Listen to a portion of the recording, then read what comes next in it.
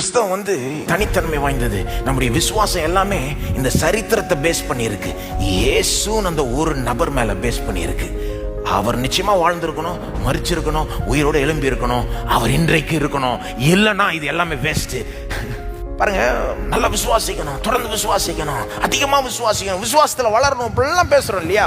இயேசுன்னு ஒருத்தர் இல்லைன்னா நாம தலையில நின்று விசுவாசிக்கலாம், அதனால ஒரு பிரயோஜனமும் கிடையாது. ஆனா இயேசுன்னு ஒருத்தர் உண்மையிலே வந்தார்னா, அவர் உண்மையிலே தேவகுமாரன் என்றால், அவர் வானத்திலிருந்து பூமி வரைக்கும் யாரும் வாழாத அளவுக்கு பர்ஃபெக்டா வாழ்ந்து, பாவம் இல்லாத ஒரு வாழ்க்கையை வாழ்ந்து, அவர் தேவகுமாரன் என்பதை நிரூபித்து, அதற்கப்புறம் போய் கல்வாரி சிலுவையில நமக்காக பாடுபட்டு மரிச்சார்னா, 3ஆம் நாள் உயிரோடு எழும்பினார்னா, இன்றைக்கு உயிரோடு இருந்து சகலத்தை ஆளுகிறவராய் இருப்பது உண்மையானால், ஒரு நாள் திரும்ப இந்த பூமிக்கு வரப்போறது உண்மையானால், அப்போ நம்ம எவ்வளவு வேணா விசுவாசிக்கலாம், அதுக்கு வேல்யூ இருக்கு. விசுவாசிக்க அதிக வேல்யூ இருக்கு.